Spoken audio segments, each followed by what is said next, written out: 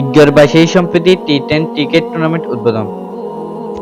কক্সবাজার রামু উপজেলায় ঈদগাঁওয়ের fighters cricket টিমের আয়োজনে এন এ নুরুল আলম নুরের সার্ভিস সহযোগিতায় ঈদগাঁওর বাসায়ী সম্প্রতি টি10 ক্রিকেট টুর্নামেন্ট উদ্বোধন করা হয়েছে। আজ মঙ্গলবার 7 মে বিকাল 3 ঘটিকায় করলিয়ামুড়া সমৃদ্ধ শাস্ত্রীয় স্টেডিয়ামে প্রধান অতিথি হিসেবে উপস্থিত থেকে এই ক্রিকেট টুর্নামেন্ট শুভ উদ্বোধন করেন রামু উপজেলা পরিষদের ভারপ্রাপ্ত চেয়ারম্যান আফসানা জেসমিন পপি। ঈদগাঁও ইউনিয়নের ছাত্রলীগের সভাপতি সুলতান মোহাম্মদ কাউসার সভাপতিত্বে ঈদগাঁও মাটির ছেলেদের প্রতিষ্ঠাতা পরিচালক সাংবাদিক ইব্রাহিম খলিল এর পরিচালনায় এই সময় বিশেষ অতিথি উপস্থিত ছিলেন নাইক্ষ্যংছড়ি প্রেস ক্লাবের সভাপতি সাংবাদিক আব্দুল হামিদ, ঈদগাঁওর প্রথম মোকার দাখিল মাদ্রাসার প্রতিষ্ঠাতা সভাপতি নুরুল আলম প্রমুখ। সম্প্রচারে ছিল ঈদগাঁও জনসংযোগের প্রতিনিধিরা।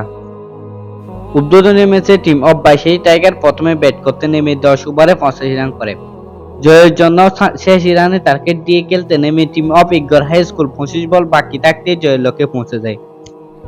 খেলা শেষে সৌদি প্রবাসী বিশিষ্ট সমাজসেবক বীর আলহাজ শামসুল আলমের পক্ষ থেকে ম্যান অব দ্য ম্যাচের শুভেচ্ছা উপহার গ্রহণ করেন টিম অফ ঈদগাঁও হাই স্কুলের অলরাউন্ডার মামুন জুনিয়র। তিনি মুঠোফোনে এই প্রতিবেদনকে বলেন, শিক্ষা, সংস্কৃতি, খেলাধুলা সহ সব ক্ষেত্রে তিনি সার্বিক সহযোগিতা করতে প্রস্তুত রয়েছেন। তিনি আগেও সহযোগিতা করেছেন, ভবিষ্যতে সার্বিক সহযোগিতা করবেন বলে জানান তিনি। News desk, AB news, Naikhongchhari.